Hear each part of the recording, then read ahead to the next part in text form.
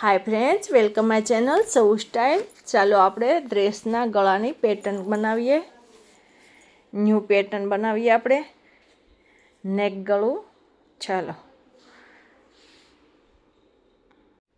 Friends, પેટર્નના હંમેશા ફિનિશિંગનું ધ્યાન રાખવું પડે છે, તો તમે હંમેશા જ્યારે પેટર્ન બનાવો ત્યારે ફિનિશિંગનું ખાસ ધ્યાન રાખી અને મારા સ્ટેપ બાય સ્ટેપ જોઈજો, એટલે તમને આવડી જશે। આપણે 14 ઇંચનું કેનવાસ લેવાનું છે અને 9 ઇંચ પહોળાઈ લીધી છે, 14 ઇંચ લંબાઈ લીધી છે। હવે આને ડબલ ફોલ્ડમાં આપણે કરી નાખશું અને ગળાની પેટર્ન દોરશું। આપણે 3.5 ઇંચનું ગળાનું માપ લઉં છું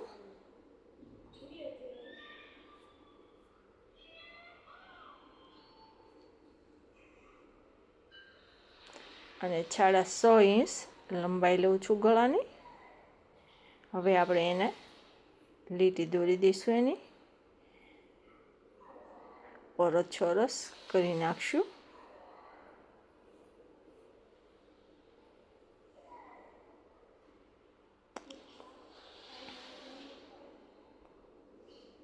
હવે આપણે 2.5 ઇંચે નિશાન કરશું અને ગોળ રાઉન્ડનો શેપ આપશું। હવે નીચેથી આપણે 1 ઇંચ છોડી દેવાનું છે અને આપણે 3 ઇંચ એક નિશાન કરવાનું છે।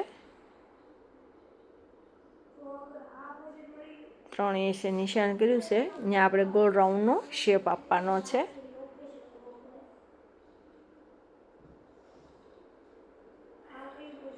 અને પછી જે 2.5 ઇંચે નિશાન કર્યું છે ત્યાંથી સીધું આપણે જોઈન્ટ કરી દેવાનું છે।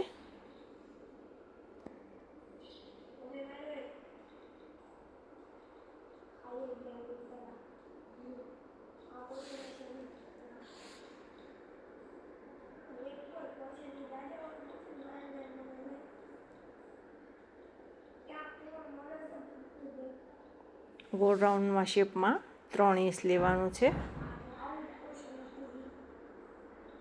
હવે 1-1 ઇંચે આપણે નિશાન કરશું આખા ગળાને।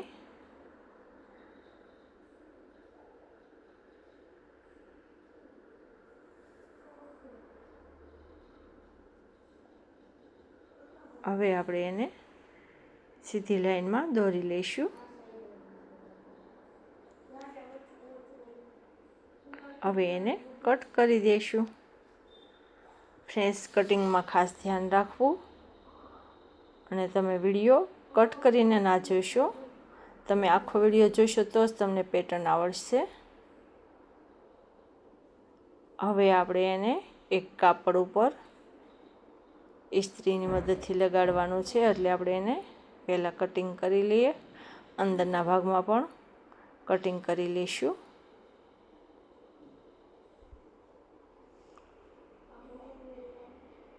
જો આપણા ગળાનું આવી રીતનું પેટર્ન બેસી જશે તો આપણે એને ઇસ્ત્રીની મદદથી લગાડી દઈશું। ઇસ્ત્રીની મદદથી કાપડ ઉપર લગાડી દીધું છે।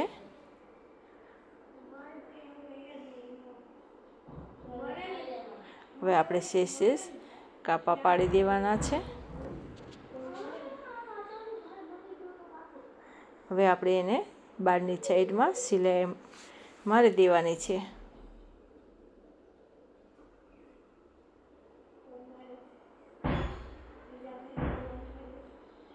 કેનવાસ લગાવો ત્યારે હંમેશા સિલાઈ માર્જનનું છોડીને પછી જ કેનવાસ લગાડવાનું ઇસ્ત્રીના મદદથી કાપડ ઉપર, જેથી તમે વાળી શકો। હવે આપણે ડ્રેસના કાપડ ઉપર જોઈન્ટ કરશું, વચ્ચે એક સિલાઈ સીધી મારી દઈશું, એટલે આપણું ગળું એકદમ બેસી જશે। અને હવે આપણે કેનવાસ ઉપર સિલાઈ મારશું।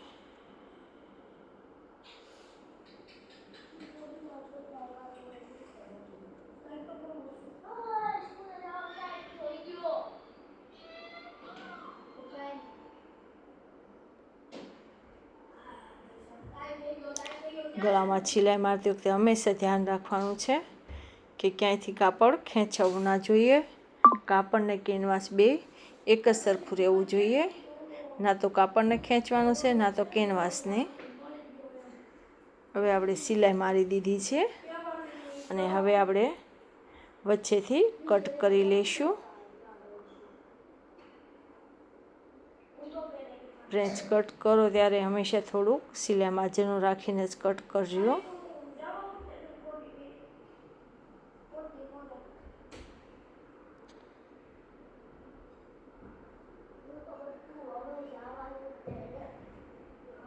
હવે કટ કરી દીધું છે. હવે આપણે ગળાને ફોલ્ડ કરશું અને ઇસ્ત્રીને મદદથી આપણે એકદમ બેસાડી દેશું. એને જોયું આપણું ગળું ઇસ્ત્રી મારવાથી એકદમ પેટર્ન બેસી ગઈ છે ફિટ.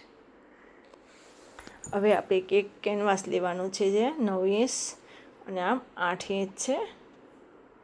એને કપડાને ઇસ્ત્રીની મદદથી બેસાડીને પછી ડબલ ફોલ્ડ કાપડ લઈ લેવાનું છે. ઉપરની સાઈડમાં સિલાઈ મારવાની નથી, બે સાઈડ સિલાઈ મારી દેવાની છે. પછી આપણે લાંબી પટ્ટી લેવાની છે જે 2 ઇંચના લંબાઈનું કાપડ લઈ અને એને ફોલ્ડ કરીને એને સિલાઈ મારવાની છે.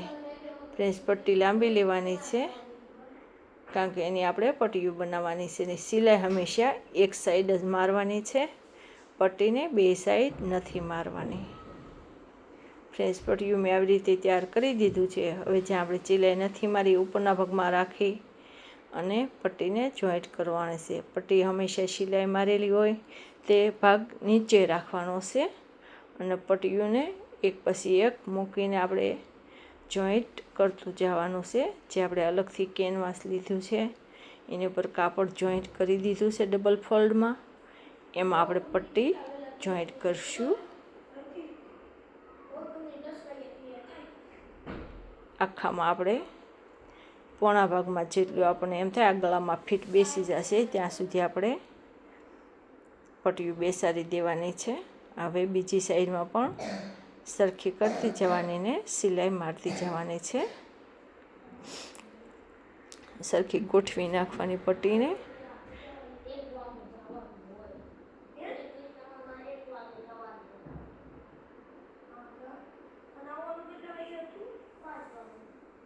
હવે આપણી પટ્ટીઓ ગોઠવાઈ ગઈ છે. હવે આપણે એક ગોળાકારના શેપ વાળું લેવાનું છે જે 2.5 ઇંચ પહોળાઈ છે અને 2 ઇંચ લંબાઈ છે. ગોળ રાઉન્ડમાં શેપ આપી દેવાનું ને ઇસ્ત્રીની મદદથી કાપડ ઉપર ચોંટાડી દેવાના છે ગોળા. અને ડબલ ફોલ્ડમાં કાપડ રાખીને સિલાઈ મારી દેવાની છે. એ આપણે પેટર્નમાં મૂકવાના છે. હવે એને કટિંગ કરી લેવાનું છે. ફ્રેન્ચ એ ફક્ત 6 બનાવવાના છે ગોળ રાઉન્ડમાં, અર્ધ ગોળ રાઉન્ડ. હવે એને આપણે ફોલ્ડ કરી દઈશું અને ઇસ્ત્રીની મદદથી બેસાડી દઈશું એટલે એકદમ બેસી જશે. ઇસ્ત્રીની મદદથી આપણે બધા એવી રીતે લઈ લેવાના છે અને હવે ગળાને બધા જોઈન્ટ કરી દેવાના છે. ક્લિપના મદદથી આપણે ગળું પહેલાં ફિનિશ કરી દેવાનું છે જેથી આમ તેમ ન થાય. સિલાઈ મારતી વખતે પહેલાં ક્લિપની મદદથી આપણે ફિટ બેસાડી દેવાનું છે જેવી રીતે મેં બેસાડ્યું હતું. અને પછી વચ્ચેથી સિલાઈ હંમેશા મારવાની છે. ફ્રેન્ચ ગળાની સિલાઈ હંમેશા વચ્ચેથી મારશો તો એક જ સરખું બનશે.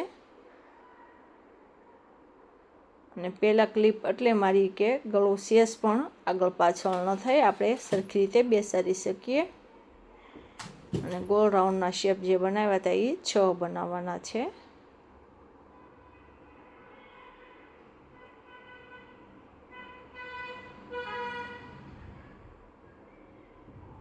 હવે આપણે બીજી સાઈડમાં પણ સિલાઈ મારી દઈશું.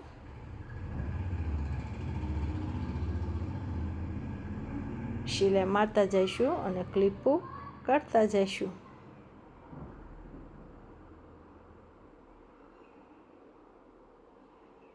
ક્લિપ મારેલી છે તો તમારા ગળાની પેટર્ન એકદમ બેસેલી રહેશે અને આગળ પાછળ નહીં થાય.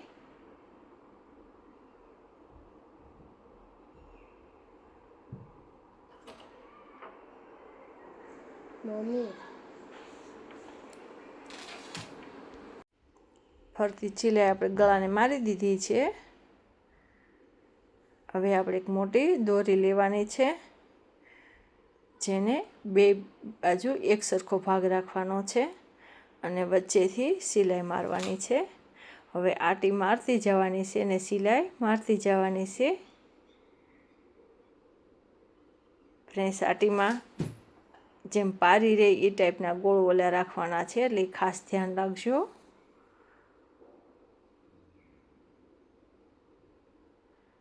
પેટર્ન બનતી જવી જોઈએ એવી રીતે સિલાઈ મારતી જવાની છે ને દોરીને આટી મારતી જવાની છે, એટલે આપણી પેટર્ન બેસી જશે અને લુક પણ મસ્ત આવી જશે.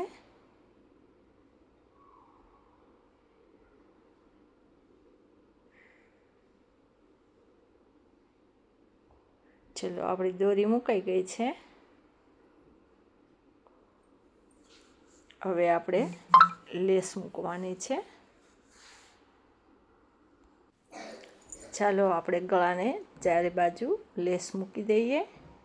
લેસ તમને જેવી ગમતી હોય અને જેવી મેચ થતી હોય એવી તમે મૂકી શકો છો. મારે આની સાથે બ્લેક પ્લાઝો છે એટલે મેં બ્લેક કલરની મૂકી છે. તમારે જે મેચ થતું હોય એવા કલરની લેસ તમે મૂકી શકો છો. પહેલાં આપણે એક સિલાઈ મારશું.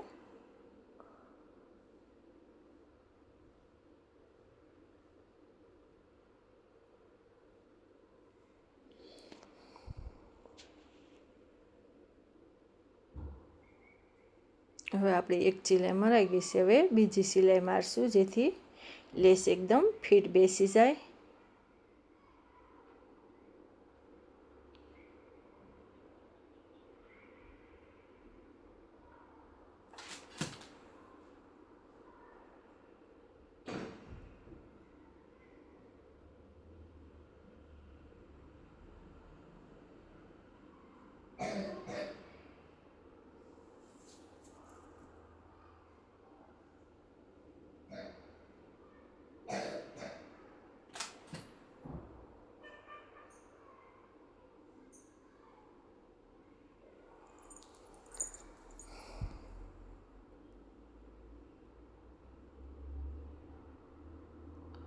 આપણે બીજી સિલાઈ હવે મારી દીધી છે.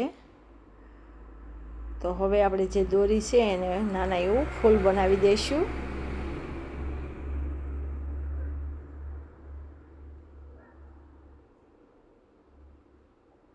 બે ભાગ જે દોરીના વધ્યા હતા એને નાનું એવું ફૂલ બનાવી દઈશું.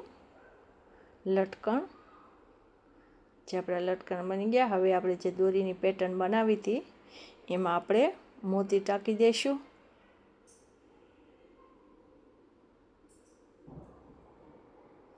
એમાં મોતી બહુ સરસ લાગે છે અને લુક પણ સારો આવે છે.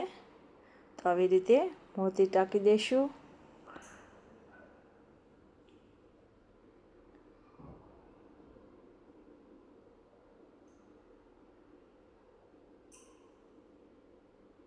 ફ્રેન્ડ્સ, વિડીયો સારો લાગ્યો હોય તો લાઈક કરજો, શેર કરજો, નવા હોય તો સબસ્ક્રાઈબ કરજો.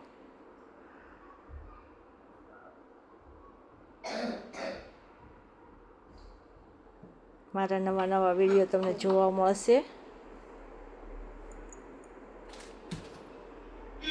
ચાલો, આપણે મોતી ટકાઈ ગયા છે.